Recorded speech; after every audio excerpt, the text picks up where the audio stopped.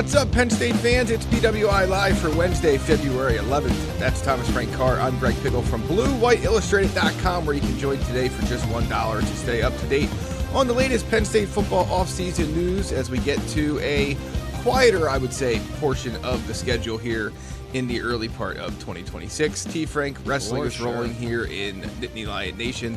We're going to get a note on the Penn State basketball team a little bit later when we get to best bets. We'll talk about them today as well. But most of today's show, per the usual, will focus on football. We're still unpacking a lot of what we learned during last week's Winter Media Day with Matt Campbell and his new primary assistant coaches. We'll talk about the fact that a search for one of those still continues, and today it hits the I believe it's the 6-day mark today of the search for a new Penn State receivers coach, and we'll get into some NFL draft news as well. T. Frank, happy Wednesday, buddy. How we doing? We're doing all right. This is the time of year. See, you mentioned like it's a slower period of time. My brain switches on and off from like off-season mode to regular season mode, and it's not that I pay attention to my job less, but other thoughts creep in. And this is the time of year, almost like clockwork, that I'm like, should I grow my beard out? Should I have like the mountain man beard, like down to the chest level sort of thing? And I get like a week and a half into growing it out, and I'm like, no, this is terrible. This is suffocating. I hate it. Touches places like I notice it, don't like it. But everyone's like, I think we're now a week in with this latest iteration where I just play footsie with growing my beard out, and that's really been like what's going on in the background of my brain, as opposed to normally, like during football season, what's going on in the background of my brain is I'm constantly thinking about football. And so there's just, that's where we are in February every year. I don't know how it always goes back to, should I grow my beard out? I think it's like the February is just such a bleak month. It is the Tuesday of the calendar, and that's where your mind goes to like, I'm gonna act like I am, a castaway on an island, because that's what it feels like right now. Yeah, speaking of your hair care, we'll always have that moment that you and James Franklin had of him telling you to get up at 4 a.m. to shave your head. At any rate, Penn State in 2026. Every single day. Yes. Yes, impressive stuff. A level of commitment I cannot claim to have for hair care or too many other things outside of work. All right, Penn State football in 2026 under the direction of Matt Campbell. We'll go to Michigan that is now under the direction of new head coach Kyle Whittingham. And the Wolverines have picked that game, Penn State, Michigan, on October 17th to be the Wolverines' homecoming matchup, the latest bit of scheduling news. We don't have a kick time for that game yet, T. Frank, but it's probably worth pointing out that that day is the day Ohio State and Indiana play. So you would assume, I think, that Penn State, Michigan will not get the big noon treatment. You never know, obviously, but you could almost, the way things have worked at least the last couple of years, assume that game is going to be Penn State, Michigan will be at either 3:30 or in prime time, but it's homecoming for the Wolverines. Some Penn State fans have taken a little bit of offense to that being the homecoming opponent.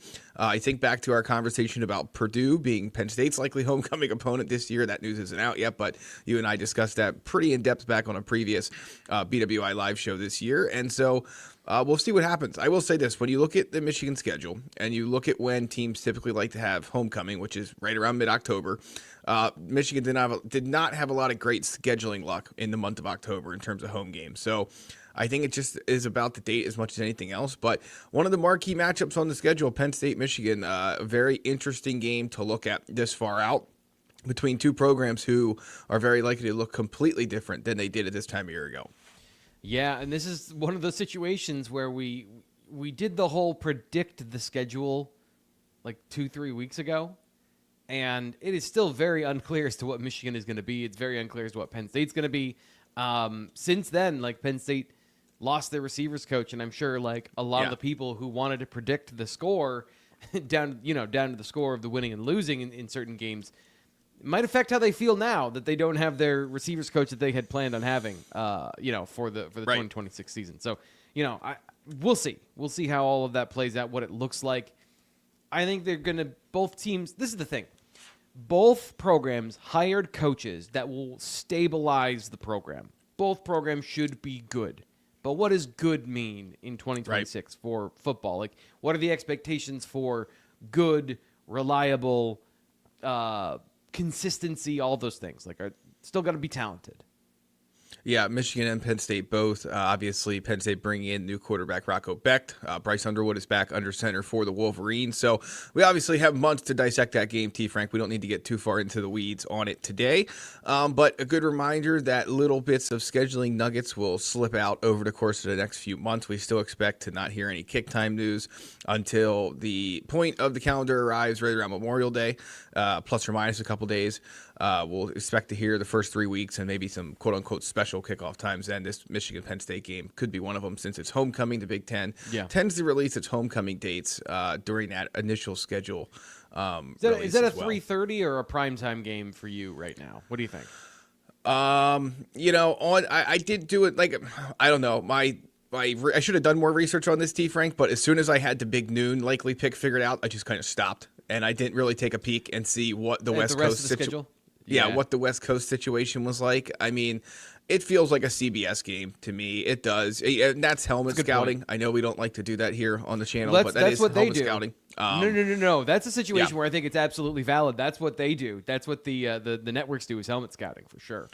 Yeah, so it feels like a 3:30 game to me on CBS. Obviously, plenty of time to figure that out. Trying to remember who's the new commentator on the color commentator for CBS because Gary Danielson retired. I don't know. That's just something popped into my mind. But it's going to be Charles Davis. That'll be good. He's good. Yeah. I actually have hope for those broadcasts now. Yes. It got a little off the rails at times last year with Gary Danielson, starting with Tony Rojas being out. I believe he said it was due to something like maybe entering the portal or something, and not the fact that he was hurt and out for the year. It kind of started there for Gary Danielson and sort of went downhill from there. 4 games being like, oh, maybe he's entering the portal. It's like, okay. No. Yes. So anyway, that was that's our CBS broadcast talk for February 11th, looking ahead to the 2026 college football season. In terms of other news and notes, not a ton out there. We're going to get into the title topic of today's show here in just a moment, the spring practice camp battle preview. It's going to be here before we know it, folks, and I think before we do that, T. Frank, just worth noting that Penn State has not yet, as we talk at 10:07 a.m. Eastern time on February 11th, put out its plan for spring practice and or the blue-white game. In past years, we knew that James Franklin, the dates would usually get out there via recruits sharing the graphic of the visits, things like that. The recruiting calendar, when guys would be coming to campus, would give you a pretty good indication of what day Penn State was practicing. In terms of the blue-white game, Penn State has typically announced that at some point in the either later portion of the previous regular season or the earlier part of the new year. As we sit here today, Matt Campbell said last week that he hoped that news would come out sometime this week. As of, again, 10:08 Eastern time on February 11th. No news on that yet, but it's going to be here before we know it, T. Frank. We're roughly a month and a half from spring practice starting. Yeah, and I know this is going to kind of fold into the conversation we're having a little bit later. I just always cross my fingers that the blue-white game and the draft don't fall on the same weekend. I hate that. I hate that so much. Not only from, a fan perspective, but also from a work perspective, Greg, because those are all stories that we need to cover of, hey, Zane Durant was drafted in X round, or Nolan Rucci was picked up in Y round on day 3 of the NFL draft, and we're doing other stuff at that point. So it just is a I know it's a logistical nightmare, but it's also less fun when they're on the same weekend. So hopefully not. We'll find out though. Yes, we certainly will. Yeah, last year on the day of the blue-white game, Jalen Reed and Kobe King both went in the 6th round on day 3. Frankly, I don't remember how we covered that, T. Frank. I just remember being cold at Beaver Stadium in the north end zone loge boxes, waiting for that game to wrap up. So I'm sure, I have no doubt we covered those guys getting drafted somehow. I don't recall how we did that, and certainly it's not the way we would have done it in a different year. Anyway, speaking of spring practice, position battles are always a top topic of conversation as we get into this time of the year. Obviously a little bit different this season compared to past ones where Penn State has so much new and not as much known commodity here in 2026. But as we get into the February portion of our shows, and also obviously March as well, we'll be taking a closer look at spring camp battles. And we're going to start at one of the more intriguing parts of the roster, at least in my mind, T. Frank, and it's at running back. So, I was looking at On3's Pete Nakos had a list of the top quarterback battles going on throughout college football during spring practice. Penn State obviously not on that list. Its battle starts and ends with Rocco Becht. He will be maybe healthy to do some things in spring practice, maybe not. But either way, this is his offense to direct. Who's behind him on the first snap of the 2026 season? I think we can probably set a preliminary pecking order, but certainly that's going to be what we're going to get into here. Who are the guys that are going to be in that potential list, and then how does that competition play out? So let me start with this question to you, just from a 50,000-foot view. Do you think Penn State's running back room improved, stayed the same, or took a step back? And obviously you lose two guys that are going to the NFL draft, one of which figures to be a day 2 pick in Katron Allen. So it might be impossible to call it improving, but we also know that at times the Penn State run game had challenges and the depth was non-existent. So just your overall thoughts on the room as we sit here post-roster construction in February 2026. It's okay. I think it needs to be serviceable and dependable. That to me is what this offensive running back room needs to be, because they have an offensive line that has a lot of talent, and I know that, in their view, they're very excited to work with those guys. A lot of them don't have experience, but they have more talent than they've worked with in the past, and I think that is going to be something they're very optimistic about. And then obviously the quarterback knows how to operate the system. They're bringing in tight ends that know how to operate the system. So from a run game perspective, there's a lot of optimism there, but this is not, to me, a dynamic room. And so it becomes about the parts rather than, how this battle shapes out to me is like, there's a tiered system here where I don't think there is a competition for the top running back spot, but the top running back needs a complement or two in the backfield to make this a balanced unit, which there is a path to that. But I think that's really it's stabilized. After losing both Nick Singleton and Katron Allen, it could have fallen off a cliff. It didn't.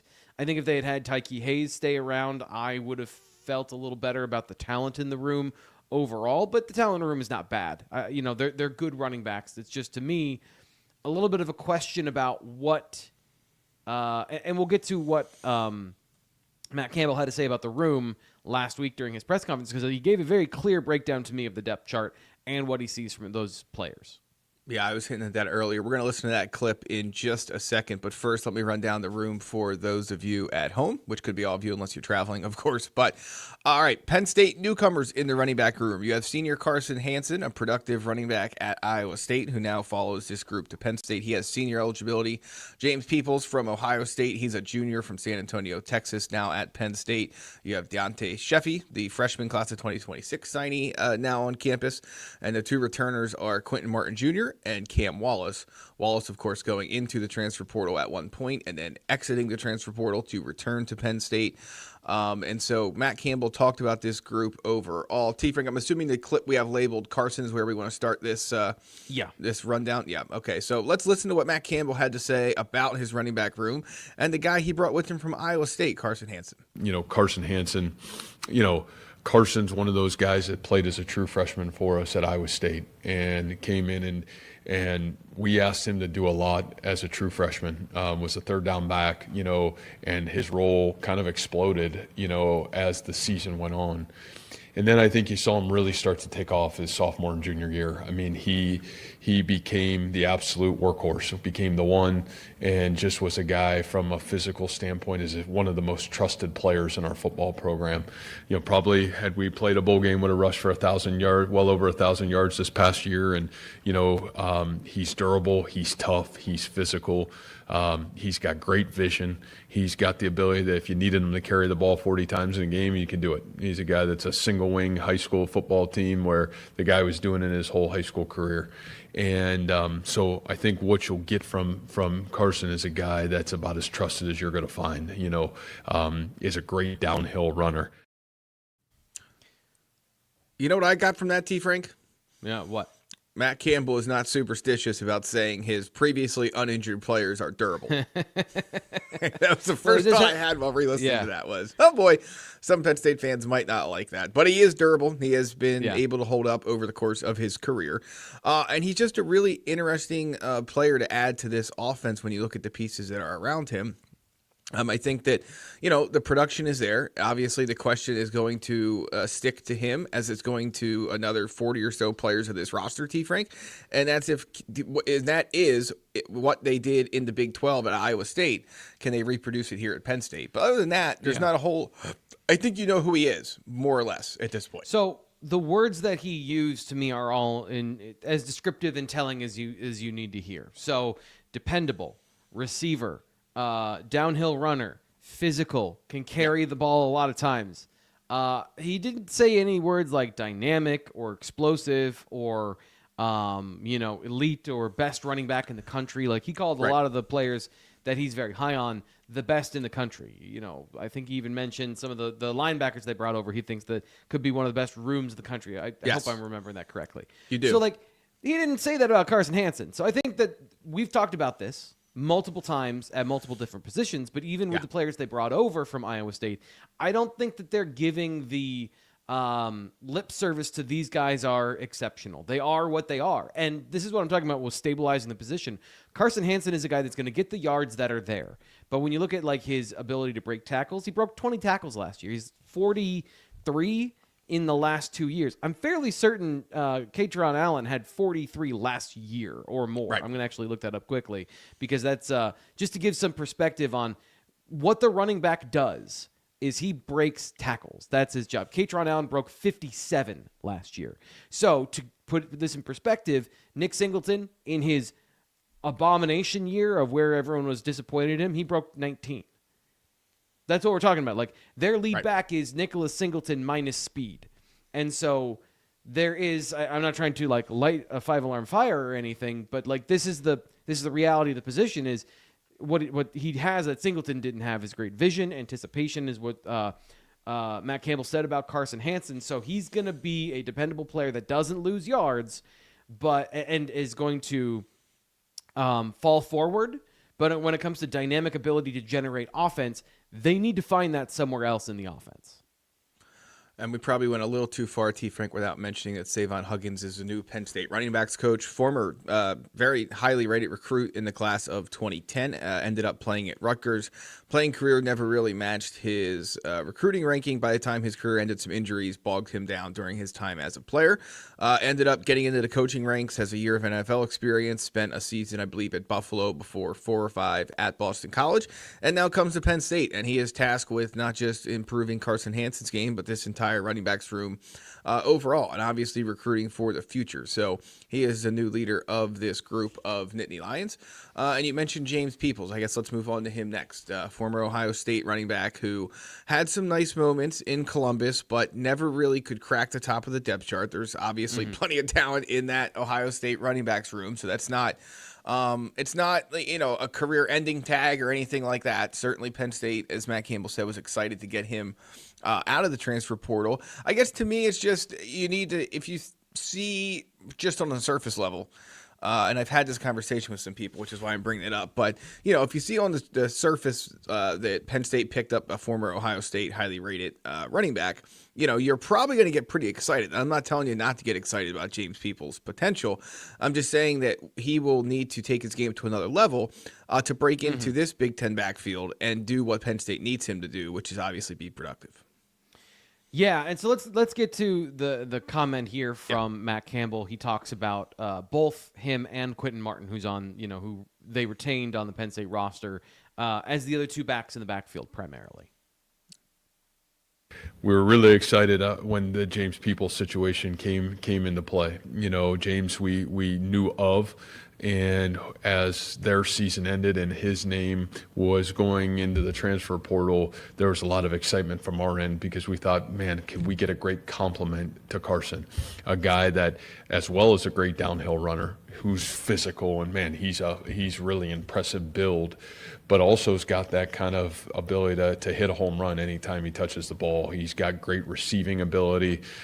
He's got the ability to be an elite catcher out of the backfield. He is physical enough to block on third down, and he's also a guy that, man, he can run inside and outside and has the ability to do really special things. So I think what you feel like is you got a great 1-2 punch, and then where does Quentin come? Where does he go? One of the things I've challenged him is physically taking his body from 195 to he should be a 220-pound tailback. He should be a big physical tailback, and I'm really proud of him. I think we weighed in today. He was 209 already, and so I think he's a guy that's been totally bought in. Again, we all mature differently, and you come off a great bowl game and the success he had in the bowl game, and I think you see a guy that's like determined to do special things. So if you're liking this conversation about the Penn State running backs room, as we wait for spring practice to start, don't forget to like this video and subscribe. We always appreciate that here on the BWI YouTube channel. T. Frank, when Matt Campbell said there that they feel like they have a 1-2 punch with Carson Hansen and James Peoples, that's what we were getting at earlier in the show about it feeling pretty clear that there's a pecking order here to start spring practice. Yeah, and Quentin Martin is third. And this has been part of the conversation about the transformation of the Penn State roster and some of the emphasis here. Now, again, I think that the previous staff wanted Quentin Martin to be big and physical. They got Nick Singleton to 230 pounds at one point. They got Katron Allen to 230 pounds at one point, and then, dialed them in at around 220, 215. So the plan was always there for Quentin Martin and for Corey Smith and for Tyke Hayes and for all those players. It's just some guys didn't make it happen, but clearly that's the reason he's third here, because when you talk about explosiveness, I think James People is more explosive than Carson Hansen. In the pantheon of Penn State running backs, is James Peoples an explosive running back who would be in the same category as what we would consider explosive at the running back position? I don't think so. I don't think he's he's not as dynamic of a runner as, some of the other guys they've had at their position as well. Travion Henderson, like not having breakaway game-breaking speed, just more so than what they have on the roster currently. And he is that blend of playmaker and stable running back. So basically, they feel like they upgraded from Abu Sama, who was their number 2 running back at Iowa State, if I'm reading between the lines here. So I think that that's a good thing.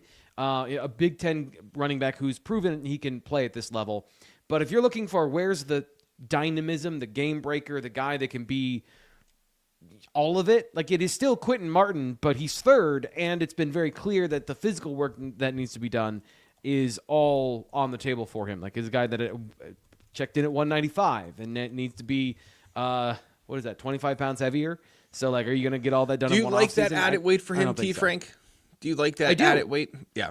Yeah, I've thought of it the whole time that he has been a prospect at Penn State. This is something I've been talking about, is that he needs to do that. Now, if he wanted to be more of that slash player and wanted to be around 205 pounds, then okay.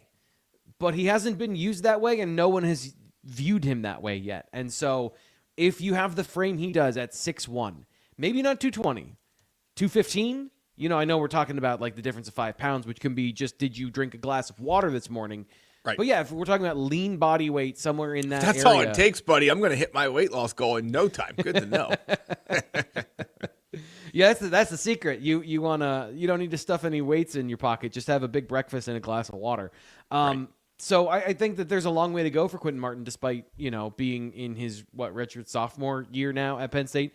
But he's the guy that has, to me, what we've seen of him is he's elusive and he is fast in the open field. And I think that if you want to have, I don't know, they're going to have 3 running backs on the field. I don't think they're going to get to third guy regularly. But if you're Quentin Martin, you gotta put in the work now in the offseason to be part of the conversation, because that was on the table.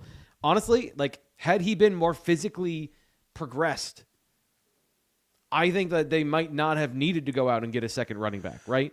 They went out and got James Peoples specifically because they did not think that any of the running backs they were retaining were ready to produce this year. That's 100% right, T. Frank. To answer a question in the chat from Brad, it says, how many years of eligibility I'm just going to run through all of them, Brad. So Cam Wallace and Quentin Martin Jr. are both redshirt sophomores, giving them this year, next year, and then one more if they wanted it. So 3 for those guys. James Peoples has 2 years of eligibility left, and Carson Hansen is entering his final season of eligibility in 2026. So obviously Penn State will have some recruiting work to do. Obviously we don't have to get into the Keymon Spell conversation. You guys have done enough of that on the Thursday recruiting show. But certainly Penn State will not be able to go empty-handed in the class of 2027 at running back. How they end up filling that spot, long way to go. And again, I do not really feel like having a Keymon Spell conversation this morning. I enjoyed listening to you guys have it, and maybe you and I will have it at one day down the road, T. Frank. But we don't need to have it at this particular moment in time. So, just to wrap this conversation up about the Penn State running backs heading into 2026 spring practice, I just think it's worth noting that you have every reason to want to feel excited about this group.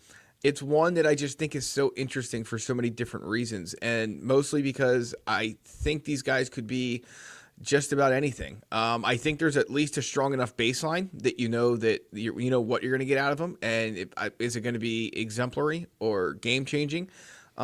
Possibilities exist, but you're going to have to see some improvement and some different ways of using guys, I think, for that to be the case. My biggest concern about the Penn State offense is that it is, I don't want to say functionally the same as last year, where if you don't have the dynamism from the running back position and you are funneling a lot of targets to the tight end position and something goes wrong with the receivers again, they don't have a lot of explosiveness baked in here.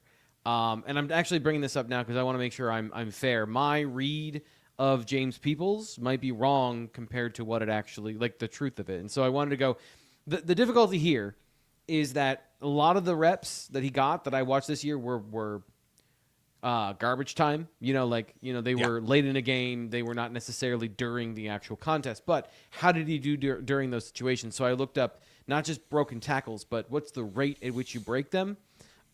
Between Ohio State and Penn State, the last 2 years when James Peoples is on the roster, he has a 26% broken tackle rate, which is the second highest, and it is the highest for any running back over 100 carries between those two teams. So there is an opportunity here for more of that dynamism from him, more of that broken tackle physicality. It doesn't show up the way I was expecting it in terms of elusiveness. But when you break tackles, you break tackles. It doesn't matter how you break it. That can be kind of a bias even on my part. So I think, the Peoples pickup fits exactly what they needed. Yeah. I'm just curious as to, he didn't start, right, for Ohio State. So there's truth somewhere in between. He might be better than I was expecting or better than I viewed him as, but he might not be the player that Penn State fans want him to be in this situation. And we'll find out. There's still more development even for him as a guy, as you mentioned, that 2 years of eligibility left. Yeah, I think it's going to be one of the things that makes talking about individual players on this team, but this team overall, so challenging at times, depending on the position group, going into spring practice, because we heard Matt Campbell and his assistant coaches talk just a week ago today. That's why we weren't on the air last Wednesday, about needing to find a way to evaluate these guys. And it's everything from D'Anton Lynn trying to figure out what his defense is going to look like to what Savon Huggins is going to make his running backs pecking order look like coming out of spring compared to what he did going into it. And it's the same kind of at positions across the board. We know who some of the proven commodities are, both from Iowa State, elsewhere, and or Penn State. But who in this new system with these new coaches impresses during their 15 chances to perform in front of this brand new coaching staff for everyone except for the Penn State cornerbacks and the specialists. So just a very interesting spring ahead, but I think that probably just about puts a bow on this running back conversation. T. Frank, any final thoughts? Just to kind of nutshell it, I think this is going to be a dependable position, and I think they're going to provide receiving threats out of the backfield. They are going to use those. Carson Hansen is going to be a target in the passing game. I think they're going to try and get James Peoples the ball as well. Generally, I don't know why, but offensive coordinators love wheel routes to running backs. They love it. I think it just feels Fans love it too when they work. When they work, obviously. And it was, I know Nick Singleton was the explosive guy last year, so they were just trying so hard to get him the ball last year, and it just never worked on those wheel routes because everyone knew to be aware of Nick Singleton running vertically down the field. I would expect more of that this year. I think that they're going to try again. I think part of it is it's twofold. First off, it feels you feel like a genius getting the running back open 15 yards down the field. And secondly, Sure. part of the allure is you're attacking usually the weakest coverage player on the team, which is either, one of the box linebackers. Usually that's one of the weakest players on the team. But like, as I always say, if you got a 10-yard head start, I don't care who you are, it's easy to stay on top of a receiver running a seam route when there's nowhere else to go, really, when you're that guy. So dependability, receiving skills, third down conversions. They're going to need to prove they've got an explosive element and they've got tackle breakers on the roster that can do it in a larger sample size than they have previously. All right, let's mix the list of topics up here, T. Frank, because we do have some news that pertain to our rundown, so we're going to have to discuss it a little bit differently, but we're going to look ahead to the 2026 NFL Draft. Why? Because the invite list is out for the 2026 NFL Combine. Oh. That's set to be held a little bit later this month in Indianapolis, February 28th to March 3rd, I believe, is the dates for that. So, T. Frank, the high watermark of NFL Combine invitees in the Penn State era under James Franklin was 10 back in 2024. There were instances where the program hit as many as 8, which was the previous high watermark.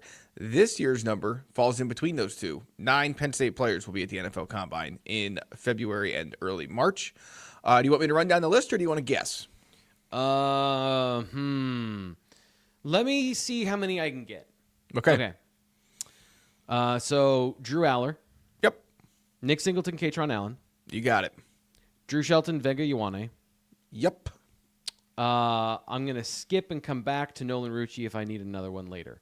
Then we're going to go to Dennis Sutton and Zane Durant. Yep. Okay. Did I say Zakee Wheatley yet?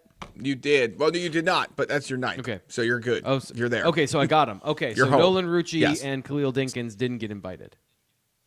I'm sorry. Let me run through the list here for you. Dinkins is on the list. So it's Aller, Singleton, and Allen. There's your first 3. Second 3 are Dinkins, Ioane, and Shelton. And your last 3 are Dennis Sutton, Zane Durant, and Zakee Wheatley. So, yeah, I can't count. You did have one left to get to. Who that was. But there's your 9 for Penn State at the NFL Combine in 2026. So obviously the notable, I don't know if it's even notable, but the omissions that people might wonder about, none of the Nittany Lions transfer receivers from 2025, Kyron Hudson, Devontae Ross, or Traber Pena are on the list. You do not have another offensive lineman outside of Ioane and Shelton. So obviously Nolan Rucci and Nick Dawkins are the guys who are not there among the draft eligible players. And just an ode to Sean Fitz, whether he's listening or not this morning, I don't know. Unfortunately, not one of the specialists that were invited come from Penn State. So those guys will have to have a big pro day. But initial thoughts on all that, T. Frank? I think that Nolan Rucci has an NFL frame. And if he can ever get above 305 pounds and he can get into the 315s or 320s, there's an opportunity for him to stay on a roster. I'm not saying to start, but I do think like former 5-star, someone's going to see his 6'8" frame and they're going to say, well, he was injured and he was, the circumstances of his career. And they're going to see some good plays and they're going to think there's something there. So I'm anticipating that he still has a chance to be drafted. That would be the one player that didn't get invited that I think has a chance. And then Devontae Ross, I think, is another guy that has some opportunity as a player at the college, at the NFL level, because he is shifty and he is fast enough, but he's going to have to be a full tree route runner in the NFL. There's got to be some development there from him. The other 2 guys, I'm not surprised. Like Traber Pena is not fast and he's not big, and Kyron Hudson struggles to catch the ball in a lot of situations until he makes superstar catches. So those 2 guys, I think, make a lot of sense. So I would say there's still a couple of guys that could have been there had they had better seasons. And I would still keep an eye on Rucci, who had a good Shrine Bowl, and then Ross, who I don't know. He feels like a good enough player that he should get some UDFA conversation after the draft. For sure. Yeah, for sure. I completely agree with that. Yeah, Rucci's the one that surprises me a little bit. I thought his Shrine Bowl would probably be enough to get him to Indianapolis for the Combine, but not the case. 319 players, I believe, is the number of invitees this year. Yes, that's down about 10 from last year. It's usually somewhere between 319 like 325 and 335. So this group is a little bit smaller than past years. You would have to think, or at least I would think, and I'm usually wrong, but maybe not, that Nolan Rucci is probably one of those guys that if there was 335, probably is in Indianapolis for the combine, but not the case this year with just 319 players headed to the NFL Combine. So I guess we'll roll that conversation into some mock draft talk, T. Frank. At this time a year ago, if we were talking about like projecting mock drafts for the next, one. This was supposed to be a big one for Penn State, and specifically in the first round. It has not turned out to be the case. And I mean, there might have been a couple people out there last year, T. Frank, that had Vega Ioane as the possible first round pick for Penn State, but there weren't a whole heck of a lot of them. And now everyone is on the same page. This is a very likely top 20 pick in the 2026 NFL draft. So two things. This is why, like in the preseason, when people are talking about denying Dennis Sutton as a future first-round draft pick because he's a senior, he didn't change at any point during his career. The evaluation on him never really changed. So, like I said from the very beginning, like he's a 5-star player, but he's got that kind of like 32 overall, maybe 36 overall sort of player because of some of the things about his abilities that are not the Gumby bend at the quarterback. And then last year, Drew Shelton was projected as a first-round draft pick offensive lineman, and people were asking me why. Somebody asked me why, and I said, well, he's a senior. And so when you have to start somewhere, and so people saw his film, they liked his film, and now he's a first-round draft pick, irrespective of the juniors and the other players and the talented players that are going to be a part of this draft process. And I'm going to say two things here. I think Vega's an awesome football player. He's going to be a high-level starter in the NFL. I've thought the whole time he's going to be a high-level starter in the NFL, so I'm not trying to say he's not a good football player. However, this is a notoriously thin draft on elite talent. So there aren't as many tackles, there aren't as many quarterbacks that people want, and that pushes certain positions and players up. If this were a deep draft, guard doesn't usually go in the first round. And I don't know that Vega is the elite athlete that the NFL would covet in the first round. He is an elite football player. He is awesome at football. And that's the thing that we should care about when it comes to the NFL draft. But all the other things play into of upside projection, et cetera, et cetera. Everyone falls in love with, the EST syndrome. Who's the biggest? Who's the fastest? Who's the strongest? And so some of those freak shows tend to go ahead of other guys. This is a good year for Vega to go out. It is also surprising and shocking, as you pointed out, that there is no Nick Singleton or Drew Aller in the first round, which is what we would have been talking about. It was the reason they came back. And it's just like where they are in this. Did you go through where they are in the projection as far as where they are right now in mock drafts? Yeah. So let's get into that. Just starting with Ioane. So the consensus spot for him right now over, like maybe 7 or 8 mock drafts after the Super Bowl is to Baltimore at number 14. Some have him a little bit fit. Yeah, some have him a little bit lower. The Athletic had him going to Detroit in the early 20s. But a lot of people are picking him to go to Baltimore at this point, which means he'll probably end up somewhere else. Like my belief always at this time of year is that the consensus spot. Yeah, I think the Chargers I've seen that make a lot as of well. sense. The Charger, I've seen a couple people do that as well. So those 3 teams are obvious ones to, focus on for him at this stage of the process heading into the NFL Combine. The Athletic put out a Eagles-focused mock draft. Shocking that I'd find that while I sit here in my Eagles sweatshirt. But they had denied Dennis Sutton going to the Eagles in the 3rd round, questioning whether or not the writer, I believe it was Zach Berman, but questioning whether or not Denai would actually fall that far, that the Eagles didn't have the chance to take him at that point of the 3rd round. But interesting to me nonetheless. NFL.com 3-round mock had Katron Allen going to Kansas City in round 3, Drew Aller going to Pittsburgh a couple of picks later in round 3, and then denied Dennis Sutton in round 3 to the Bears, and Zakee Wheatley also in round 3 to the Rams. And I'll give you a chance to react to that before rolling into the rest. I'm just going to say the 2nd round quarterback doesn't exist. But if you're going to take a guy in round 3, why not take him in round 2? If you're talking about Drew Aller. Yeah. If you believe in him enough to take him in round 3, and quarterback is so important, you're going to prioritize him above another position, especially if you're the Steelers. Let's just talk about this. The Steelers have been looking for their quarterback. When did Big Ben retire? 2018, 2019, something like that? Sounds right. They've been looking for a quarterback since before the pandemic. This is why teams stay in purgatory. This is why average teams coached by good coaches stay in purgatory. Is they don't have a quarterback. And they haven't done anything to put themselves in position to go get one. They have not been aggressive in the draft to go trade up for one when they had the opportunity. And I don't know what their opportunities were.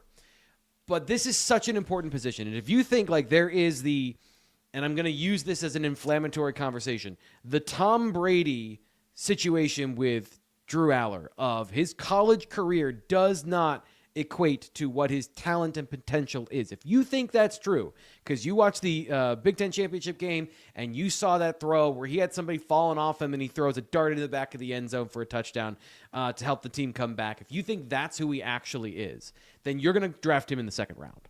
Yeah. And I don't know. Like maybe he's a third round quarterback. Maybe the thing is like if he's not, Russell Wilson went in the third round because he's 5'10". Drew Aller has all the physical tools, and those guys usually are prioritized ahead of that. Like third-round draft pick quarterbacks, I know that I'm making this claim, and I've got my own, like I've got my bias that I'm trying to like make examples for, but usually these guys just go in the second round. So I just don't know that Drew Aller is going to fall. If he falls, it's to the 6th. If he is drafted, it's like I don't think it's much past the end of the second. Maybe the top of the third, but like he's a second-round quarterback, despite all those things that Penn State fans might feel about him. And then some of those, like, yeah, I don't know. I don't know where Nittany fits. That's my biggest problem, is I don't know what his skill set is in the NFL because I don't know that he's a strong edge rusher in a 4-down front to where you would want to prioritize him as a top pick.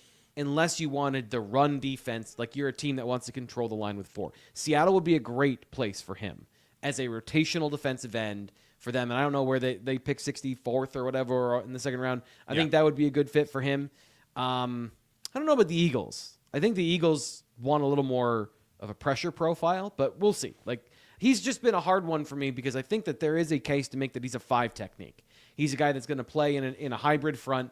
And he's going to be primarily over a tackle, and he's going to be beating up defensive ends trying to get to stop the run.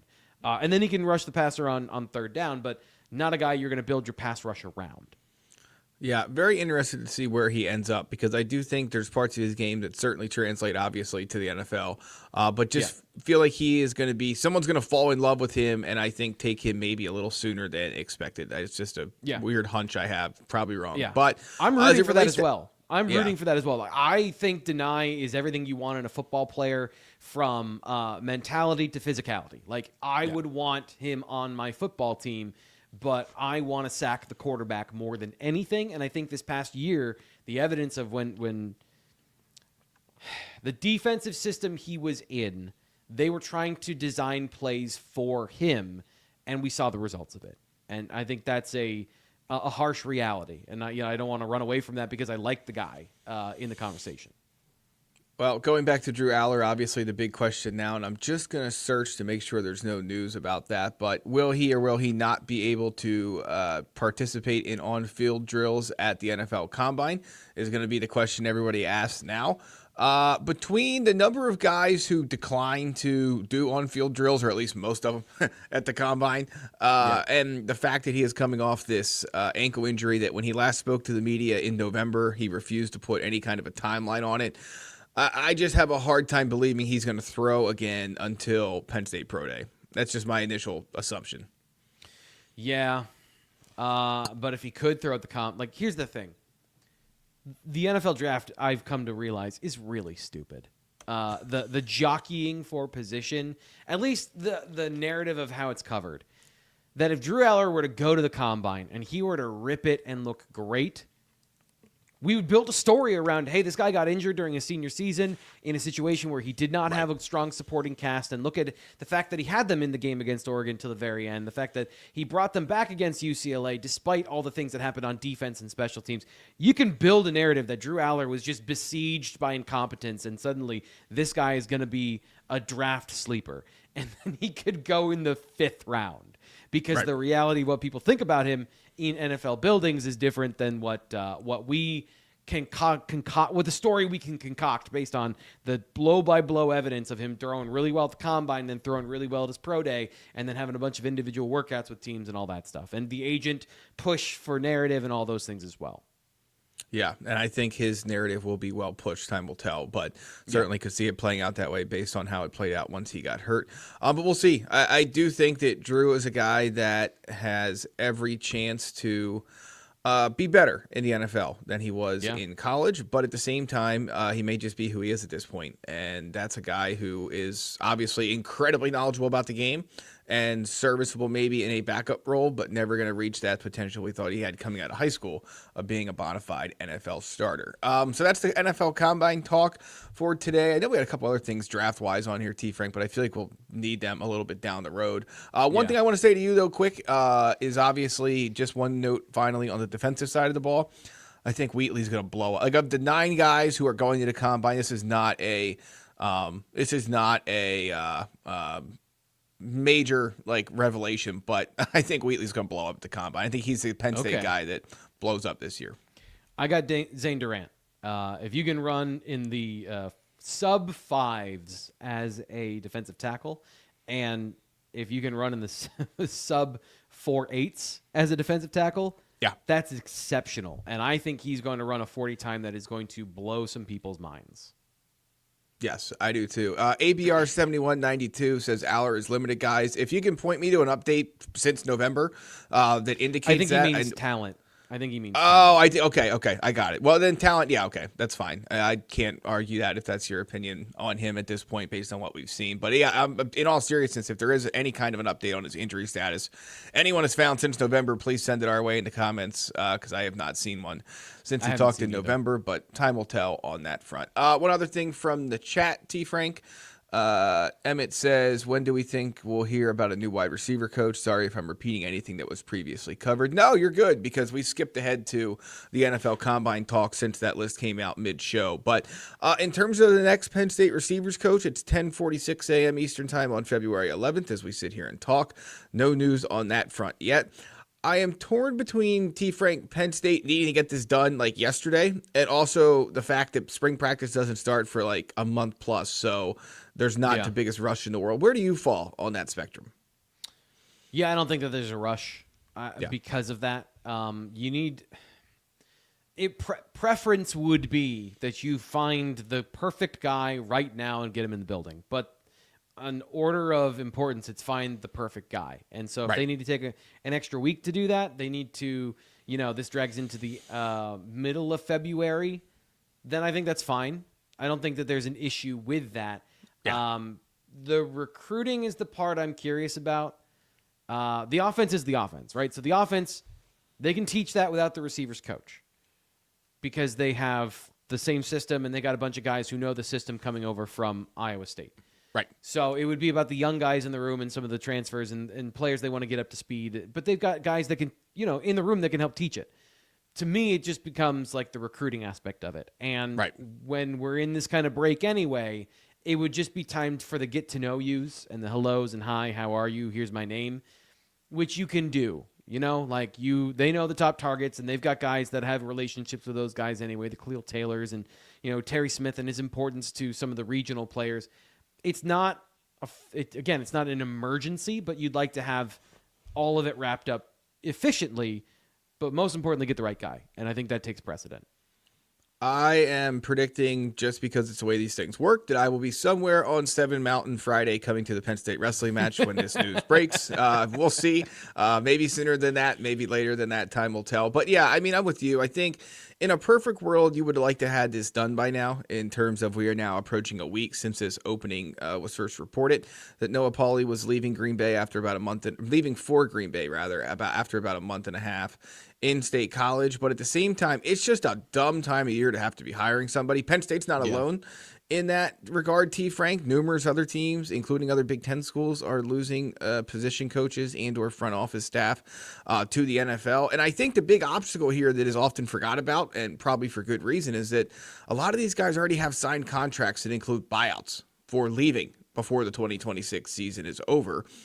Which limits your pool of candidates. It should go without saying. And so I don't think it's as easy as Matt Campbell pulling out his spreadsheet of potential position coaches, a wish list, and going right to the top of the list and then working his way down until he finds who he wants. I think it's a lot more convoluted than that compared to how it was, trying to get guys in prior to this point of the calendar. So we'll see. Trust me, Emmett, I thought we were done worrying about waiting around for staff and roster news. So I certainly am with you, and I'm sure many of our listeners here who want this to be wrapped up sooner rather than later. But at this point, no real news on it yet. And I will say, people pointed this out over on the Lions Den message board, which again, you get access to as a BWI subscriber. You can sign up at bluewhiteillustrated.com for $1. Matt Campbell's searches, there's not usually a lot of tea leaves to read, so to speak, until the hire is getting close to being made. So we'll have to wait and see. But any final thoughts on that, T. Frank?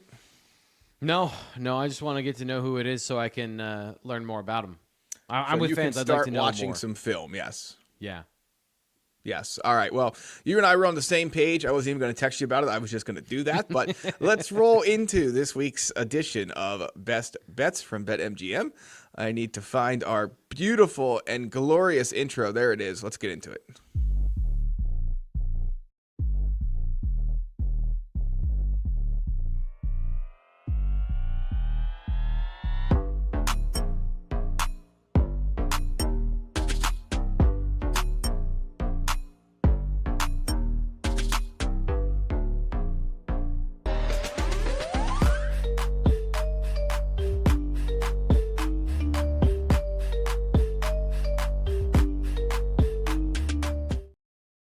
All right, Penn State fans and anyone who's listening, college football fans, good news. If you haven't signed up for BetMGM, use bonus code ON3 and we'll get up to a $1,500 first bet.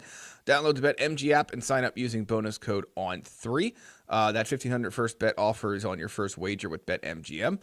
Again, here's how it works. Download the BetMGM app and sign up using bonus code ON3. Deposit at least $10 and place your first wager on any game, and you will receive up to $1,500 in bonus bets if your bet loses. Just make sure you use bonus code ON3 when you sign up. Let's not talk about it. If you got another one in there, I will circle back to that, T. Frank. But looking at the betting slate that is out there right now, it's a weird time of year, quite frankly, because everyone got all jazzed up for the Super Bowl. Everyone's been following college football and the NFL and everything else for quite a period of time now. And then you get into this part of the calendar and you say, okay, it's time for me to learn about college basketball or the NBA, or maybe you like to bet on the Olympics. I have not yet dabbled in the Olympics, T. Frank, and I thought about going that direction for this best bet segment, but I didn't really love the board of options that were presented while I was looking at it. I will say this. One thing I'll note, if you're looking for a parlay leg, I think that betting the U.S. women's hockey team at BetMGM minus 375 with something else. I don't really ever encourage betting anything that juicy. But if you're looking for a parlay leg, like including them with somebody to try and get a little bit of better odds, I think is probably not a bad idea. They just look like a straight tank at this point in time. Yeah. And speaking of the Winter Games, the world's greatest hockey players are set to face off on the global stage. You can join the excitement and make your Winter Games moment when you bet with boosted odds at BetMGM. Activate your odds boost token for any Winter Games hockey bet, and you'll receive a bigger payout if your bet wins. Here's how it works. Your Winter Games hockey odds boost token has already dropped into your account if you're a current subscriber. There's no opt-in necessary. Add a Winter Hockey Games bet and up to the specified maximum stake to your bet slip, add it, and then activate the token. If you win your bet with the token activated, you'll score extra winnings. I'm going to go away from hockey for this particular one. I'm going to go to basketball, and specifically tonight's Penn State-Washington matchup. The Nittany Lions are on the road. Left Monday. If you ever wonder how the basketball team handles a West Coast swing, Penn State basketball left Monday for tonight's game at Washington, 10:30 p.m. Eastern Time tip on the Big Ten Network. I might be up for it, T. Frank. I might not. I'm not sure. But either way, if I don't stay up for the duration of the game, I will wake up tomorrow morning to see if this best bet won, and it's Penn State plus 12.5.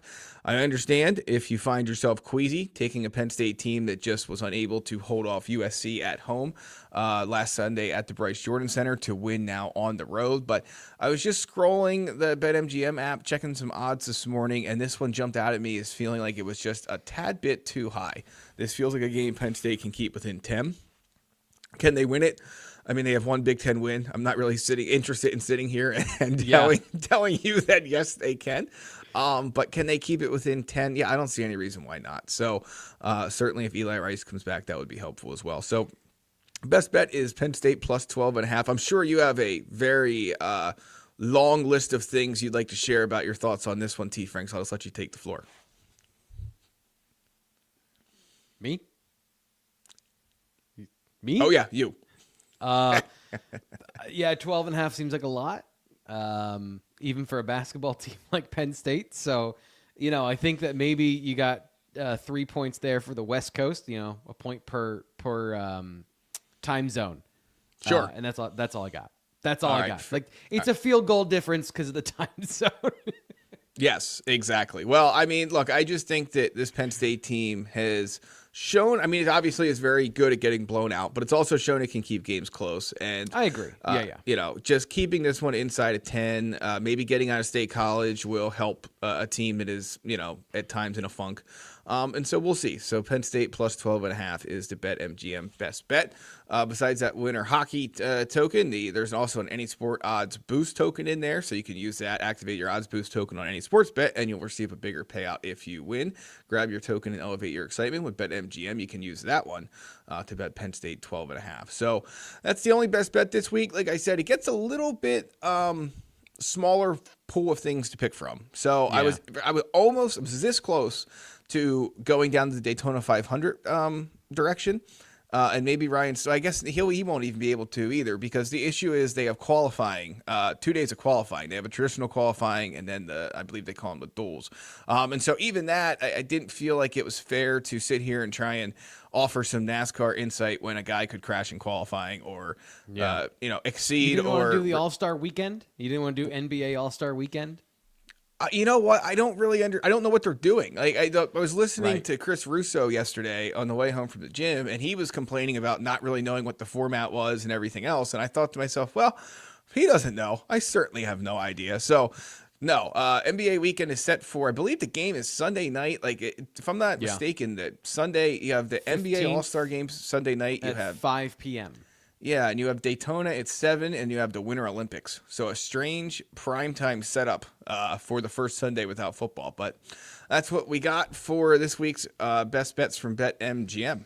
See BetMGM.com for terms. 21 plus only. U.S. promotional offers not available in New York, Nevada, Ontario, or Puerto Rico. Gambling problem? Call 1-800-GAMBLER. Call 877-8-HOPE-NY or text HOPE-NY 467-369. Call 1-800-NEXT-STEP in Arizona, 1-800-327-5050 in Massachusetts, 1-800-BETS-OFF in Iowa, and 1-800-981-0023 in Puerto Rico. First bet offer now for new customers only. Subject to eligibility requirements. Rewards are not withdrawable bonus bets that expire in 7 days. In partnership with Kansas Crossings Casino and Hotel.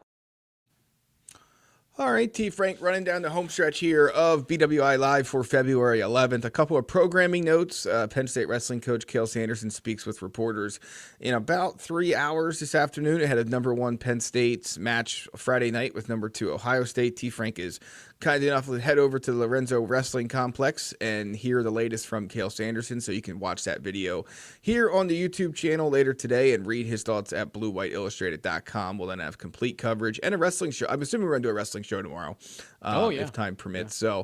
So, we will preview the match in greater detail then as Penn State looks to win its latest Big Ten regular season title. T. Frank, you will be back with the guys tomorrow for the BWI recruiting show and all the things that are going on during this dead period for the Nittany Lions. And I'll let you wrap up with any final thoughts you have as we get ready to wrap up this edition of BWI Live. No, I'm good. I shot my shot today. Just as always, like the video, subscribe here to the Blue White Illustrated YouTube channel, and stick with us through the February lull here, because the news for spring football and all those things are coming, and you want to make sure you're locked in for the first year under Matt Campbell, because Greg and I have been talking about this stuff. Like, we don't know what to expect and when to expect it. So it's a great idea to subscribe here, to subscribe to BlueWhiteIllustrated.com, so that when we know, you'll be the first to know and you can stay up to date with the Nittany Lions. Everything that you thought before, all of it is subject to change because the old schedule, the old rhythm, it's gone. We got something new this year. Yeah, and if you subscribe to the channel and BlueWhiteIllustrated.com, you will always be the first to know when the new stuff happens. So that's Thomas Frank Carr. I'm Greg Pickel. Tune in to BWI Live tomorrow, and we will catch you next week on this edition of the Wednesday show of BWI Live.